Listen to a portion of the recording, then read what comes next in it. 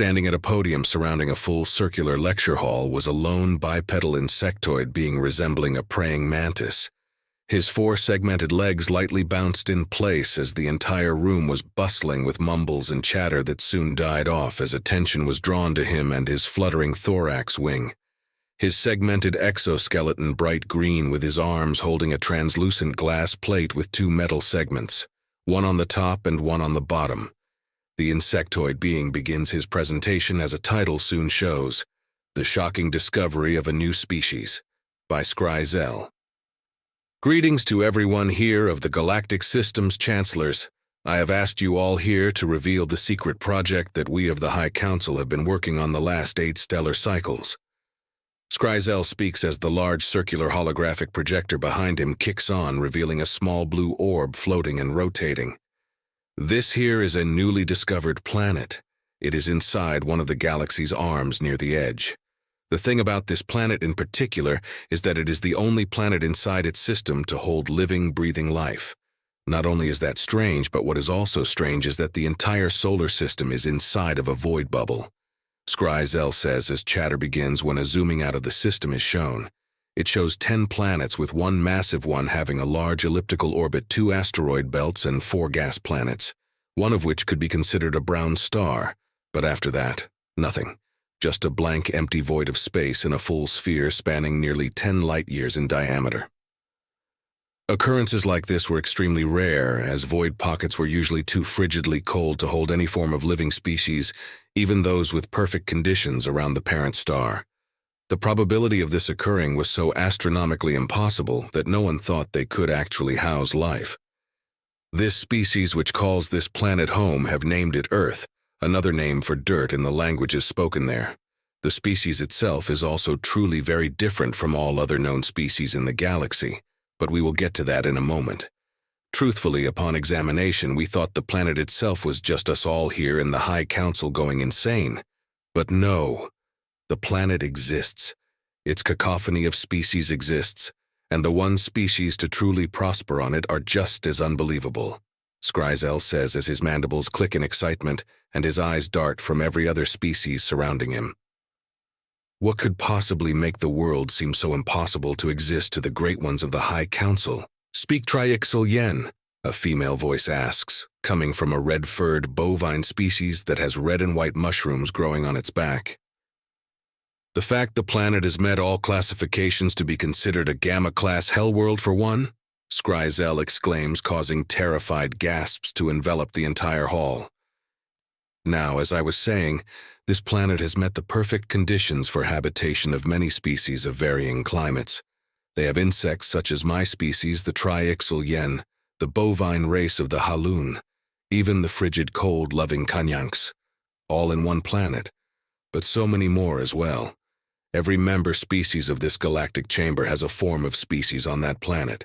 Scryxl says, showing the counterparts of the species that live on the planet, each one shocking the members as they all stare in wonder.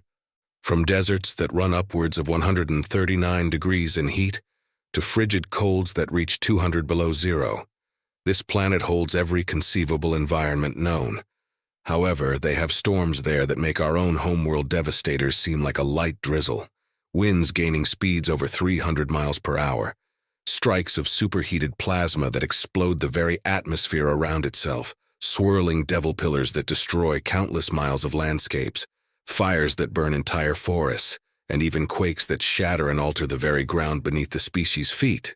This world even has actively erupting volcanoes and even a new classification we have dubbed supervolcanoes, whose entire covered summit spans hundreds of miles across. Scry Zell speaks once again as the holograms continue showing footage of the disasters. Wooden objects piercing solid stone from winds, hurricanes, and lightning strikes.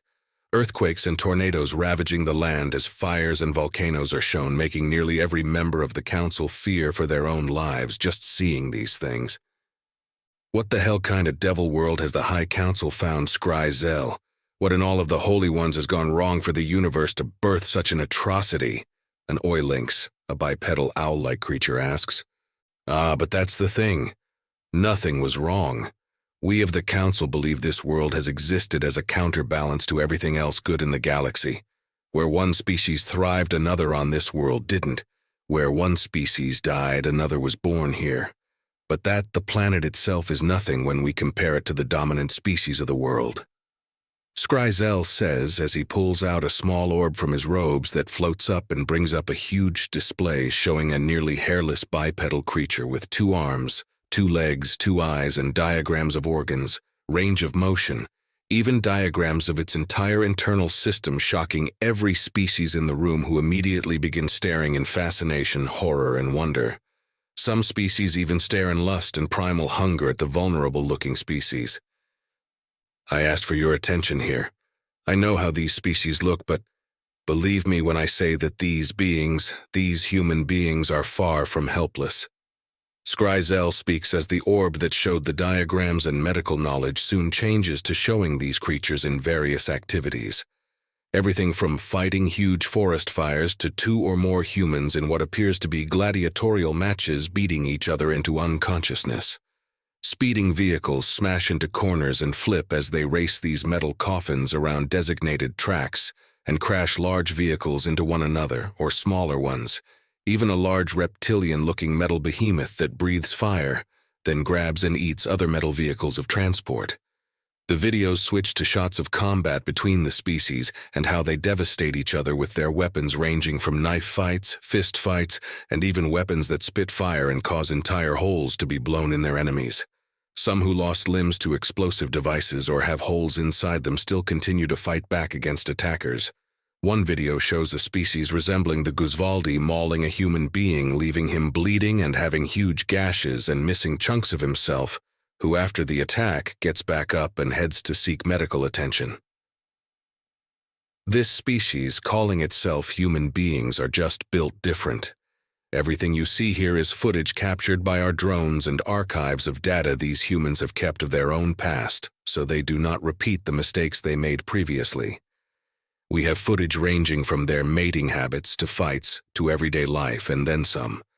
This species was forged out of the wasted genetics of every other species on the planet that, in the gestating primordial ooze, cobbled itself together into a usable form. This species has even detailed its origins and evolution from what they call the Great Apes family, evolving from tree-dwelling apes to plain-striding early humans. They theorized that the planet itself created the entire human species for the simple purpose of being food for every predator species on the planet. They were born with no claws to hunt, so they created tools. They had no fur for warmth, so they stole fire from nature.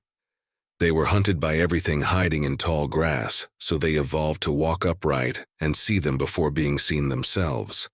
This species survived because of how they hunt, and they hunt by literally never getting tired. Imagine if you were Haloon grazing in a field and a predator alerted you, you'd run away. The problem is humans would simply follow you. They alert you again and you would run away again, and humans would follow. This species tracked, hunted, and killed species of animals by outlasting them all in endurance and learning to throw pointed sticks and rocks. Scry Zell spoke as 3D imaging showed just what he was talking about, causing a few of the Haloon species to faint or cower in fear. Predators that never tire and could track you for miles. Worst nightmare fuel to give them. Humans were spited by the very nature of their homeworld, and so humans evolved in a way to spite nature. See here, half of the species in this room can easily be exterminated by 2 extremely deadly chemical poisons, capsaicin and caffeine, my species included. Humans have a plant there on the earth that naturally produce them. Scry Zell clicks a button showing 2 plants, shocking the council. Not only this, but the reason those plants exist is that they evolved this way as to not be eaten by any species. The plants are called jalapeno and arabica berries. Humans didn't get the memo that nature wanted these plants to be left alone and decided that just to spite nature they would still eat them. Scry Zell says, showing videos of humans eating the plants happily and causing gasps. That's not the worst part. This species has also selectively bred the jalapeno plant with other naturally occurring plants to make hybrids with even more naturally occurring capsaicin. They bred it to the point one pepper species contains so much capsaicin that just one pepper can cause the extinction of every exoskeletal species on the council. However, to the humans it causes extreme pain and hallucinations. The humans, of course, still eat them. Scry Zell speaks, showing a bunch of different humans eating the genocide plant and not even caring. The caffeine. They somehow found a way to concentrate the chemical by roasting the seed that holds it and turning it into a drink. Scry Zell shows people drinking different colored liquids of what is called coffee, showing diagrams of how the caffeine was concentrated 1,000 times the norm in the plant. They are even able to eat the fermented cacao plant. They call it chocolate. It's considered a delicious snack. Scry Zell says, showing large groups having muddy brown bricks in their hands being enjoyed as snacks by this species as well as a liquid drink. The human species has been classified just as insane as the world that birthed them. This species, however, has done something not even we of this galactic conglomerate of species has thought to do, and even the High Council has agreed that we will soon be working on bringing it to ourselves, Scry Zell says as he brings up something that no one seems to understand. The humans of Earth are technologically attuned to the point they are already exploring the other planets of their system. We captured a probe they sent that had all the information we could ever want on them, including language, translations, diagrams, and stories of battles past. They even created a strange thing called the Internet, which is a massive interconnected network of nodes and information caches worldwide that anyone at any time can access with the right equipment. This Internet holds the entirety of the humans' collective knowledge on, well, everything. It's a massive data store that is actively updated, improved, and worked on to the point they are even experimenting with augmenting the very fabric of their perceived reality with digital information, Scry Zell says as he shows humans wearing headsets that, while not transporting the human itself, it transforms the world around them into something new for them to enjoy, bringing awe and wonder to other species. This Internet is also a store of many interesting things. The Internet has many rules to follow, but one universal rule known the world over is one dubbed Rule 34. That rule in particular, based on translation with the help of the probe we caught named Voyager 1-inch, states, Rule 34, if it exists, there is porn of it, no exceptions. Now this is obviously hyperbole, right? Humans don't know of alien species, right? That is correct. But humans have before any other species theorized about the existence of alien life and theorized what those species could or would look like. They archived them on the Internet through art pieces and drawings, like this one. Scry Zell says as he pulls up images from a human website.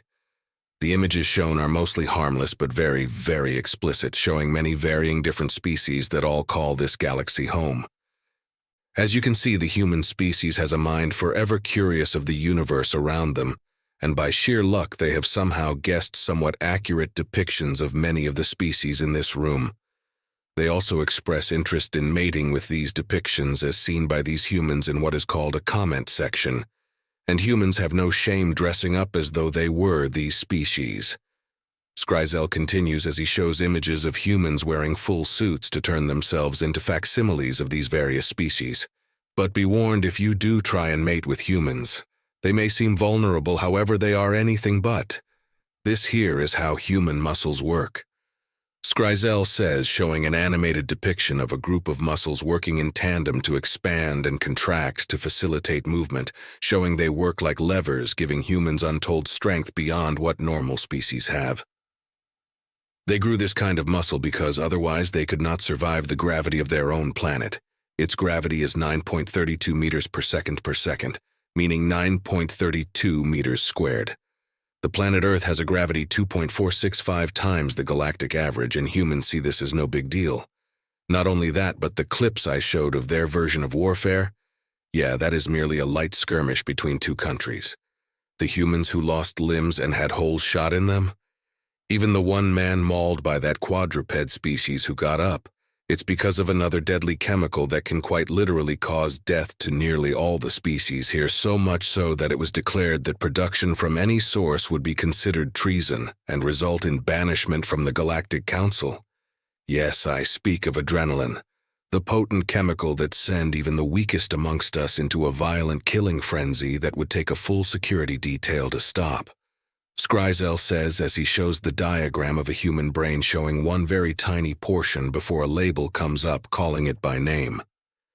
This is the human adrenal gland located in the brain. Under extreme duress, stress, and damage, this tiny gland floods the human body with enough adrenaline to kill 10 full-grown Dysclixian warrior caste.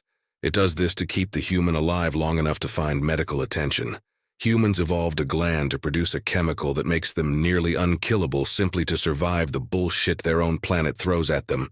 This species defies logic and reason and calls the very concept of what it takes for life to form into question. We of the High Council brought this species to attention now for the simple reason that we need you all to understand that you are not to engage humans in any form of combat or contact. Scry Zell says as another diagram shows up showing a large invading fleet of starships as it seems to be nearing planet Earth. We say this because humans are quite literally just built different and they may not be around very long. An invading force of reavers from the Andromeda Galaxy have arrived and set their sights on Earth as a staging point. We cannot contact Earth because we all need to prepare for the inevitable galactic war approaching. The only thing we can do is hope that humans being built different is enough to stall the reavers and buy us time to gather the forces we need to fight them. This council is hereby dismissed. Alert your ruling governments of the incoming threat and the species who are unknowingly about to hold the line for us all. Scry Zell says as he walks away to an elevator ascending to an upper floor, leaving the visual display of Earth and all the information on Earth free to be transmitted. The Galactic Council mourning what possible could have been a very welcomed or hated addition to the galaxy at large.